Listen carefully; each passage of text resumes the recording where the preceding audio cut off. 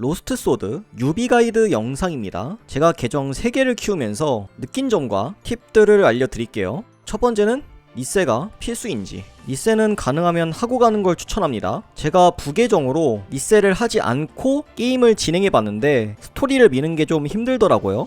그리고 다른 계정은 리세를 해가지고 좋은 캐릭터 풀로 시작했는데 게임 진행이 굉장히 편합니다. 그리고 나중 가면 특정 캐릭터나 카드가 없을 때 이게 좀 꼬아요. 결론은 게임을 좀 오래 하고 싶다면 리세를 하고 가는 게 좋습니다. 그래서 무슨 캐릭터가 좋냐? 제가 중요하게 생각하는 캐릭터는 다음과 같습니다. 참고로 이건 신규 캐릭터 갤러헤드 그리고 밸런스 패치가 오기 전 기준입니다. 우선 전열 캐릭터 루아, 란, 케이. 여기에서 루아 그리고 란은 근접 데미지 딜러입니다. 케이는 딜탱 포지션이에요. 현재 메타에서는 이 전열 캐릭터들이 굉장히 세기 때문에 전열 캐릭터의 초월이 높을수록 좋습니다. 그래서 현재 픽업 중인 K, 이 K를 고초월했을 때 스토리 진행이 되게 편했어요. 그리고 루아와 란, 이 친구들이 지금 가장 좋다고 평가받고 있는데 이게 문제는 운이 좋은 게 아니라면 초월시켜주기가 좀 어렵습니다. 그렇기 때문에 리세에서 중요한 캐릭터가 이 란, 그리고 루아입니다. 란 같은 경우에는 카드도 중요하기 때문에 란 2장을 가져가는 게 베스트죠. 그 다음은 중열 캐릭터 멀린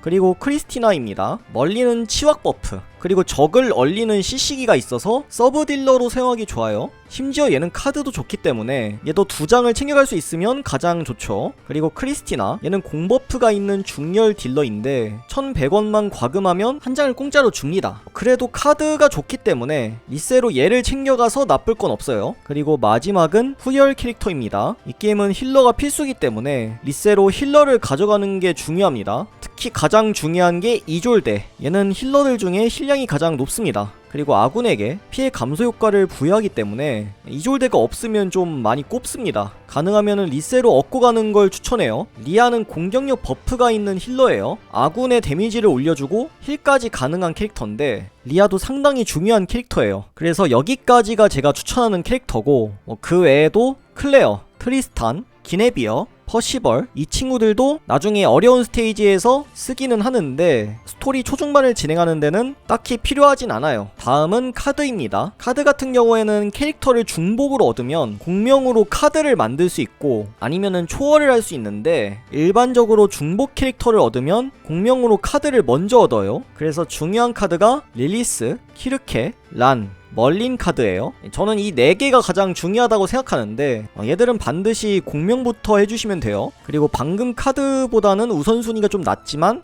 여기 있는 카드도 나쁘지 않습니다. 굳이 리세로 노릴 정도는 아닌데 그냥 있으면 좋다, 이런 느낌이에요. 다음은 펫입니다.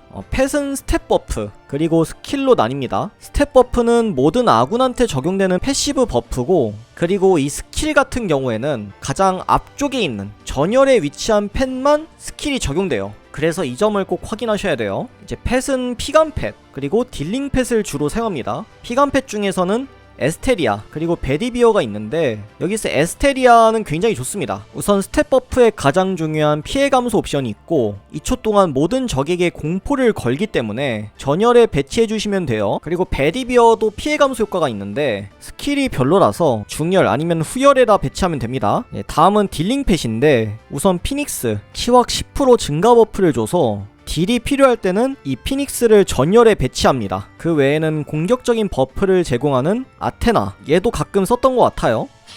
로스트 소드는 전열, 중열, 후열로 나눠져 있는데 덱 조합은 컨텐츠마다 유동적으로 바꿔줘야 합니다. 하지만 쓰는 캐릭터는 거의 정해져 있는 느낌이죠. 이 계정은 제가 리세 없이 시작해가지고 운도 지질이 없는 계정인데 사성 캐릭터, 에스메랄다, 베디비어, 그리고 에단을 쓰고 있죠. 게임 초반에는 이렇게 사성을 사용해도 되긴 합니다. 그리고 이건 다른 계정인데 K와 루아로 딜을 하고 힐러를 2명 사용하는 안정적인 조합이에요. 아니면은 딜이 필요한 컨텐츠에서는 이렇게 힐러를 1명만 쓰는 경우도 있어요. 어차피 레벨 승계를 통해 레벨 초기화가 가능하기 때문에 중간중간 막힐 때마다 캐릭터와 배치를 바꿔주시면 됩니다. 쓰는 캐릭터가 별로 많진 않기 때문에 그렇게 어렵진 않습니다.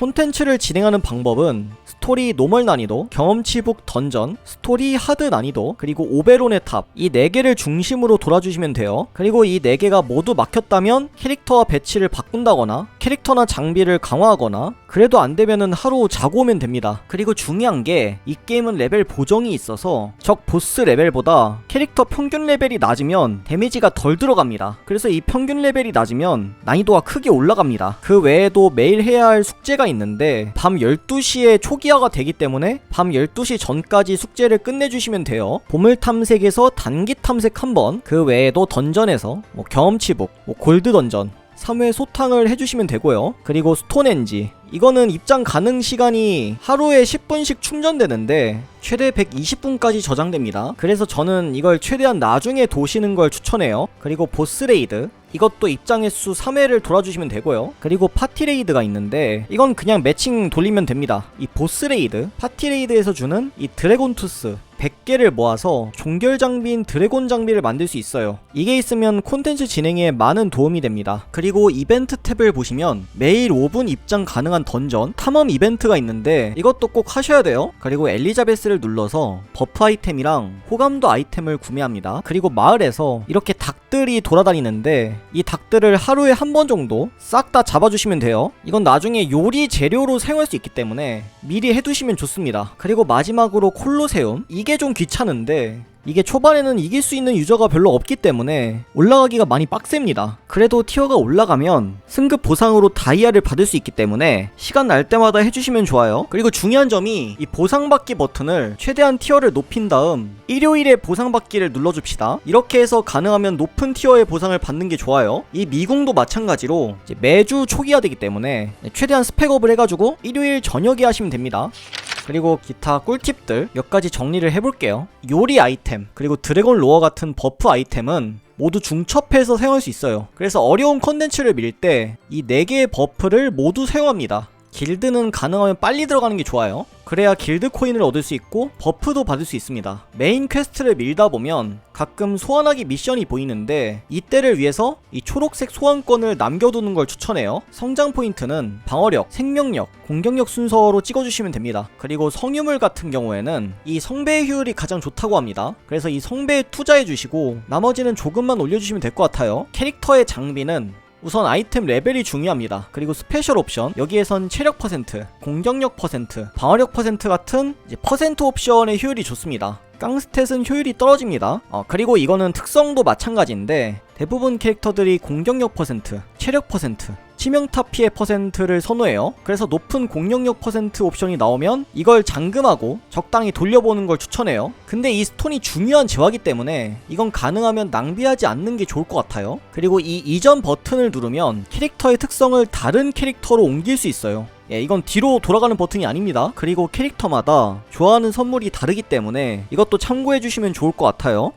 자, 다음은 상점입니다. 교환소 탭 소모품부터 차례대로 볼게요. 제가 추천하는 건 동그라미를 그려놨고요. 그리고 세모는 선택입니다. 저는 스톤엔지 아이템, 그리고 퍼플 티켓은 무조건 삽니다. 그리고 이 레이드 입장권은 용 장비가 필요할 때 이때는 우선적으로 구매할 만해요. 그리고 주문서 상자, 골드 티켓 이런 거는 이제 필요할 때 구매하시면 될 것 같아요. 자, 그 다음은 레이드인데 이 드래곤의 보물상자, 여기에서 드래곤 장비를 얻을 수 있죠. 레이드 상점은 기본적으로 풀매수를 해도 되는데 레이드 코인이 부족하면 이 세모 표시는 걸으셔도 돼요. 다음은 길드 코인인데 이걸로 소환권을 구매하시면 되고요. 그리고 경험치 상자, 스킬 페이지, 스톤엔지 보스 소환권 이런 걸 먼저 구매합니다. 그리고 코인이 남으면 나머지도 구매하시면 될 것 같아요. 다음은 콜로세움 상점입니다. 근데 콜로세움은 코인 수급량이 되게 적기 때문에 모으기가 좀 힘들어요. 그리고 소울, 이걸로는 레이드 입장권, 캐릭터 소환권 이런 것들을 구매하시면 되고요. 그리고 카드를 강화할 때 보라색 소울이 필요하기 때문에 이거는 가능하면 아끼는 게 좋을 것 같아요. 그리고 마일리지입니다. 나중에 마일리지 상점 품목이 추가된다고 하니까 이것도 가능하면 모아두는 게 좋을 것 같아요. 여기에서 이 복수의 눈, 이거는 전열 캐릭터가 쓰기 좋은 카드예요. 그리고 이벤트 상점은 기본적으로 풀매수입니다. 다 구매해도 되지만 축제 코인이 부족한 게 아니라면 이 축제 상자는 안 사는 게 좋을 것 같아요. 그리고 마지막은 패키지인데 가장 효율 좋은 1100원짜리 패키지, 그리고 월정액을 추천드려요. 그 다음에는 패스 2개가 있는데 5성 소환권이나 많은 다이아를 얻을 수 있기 때문에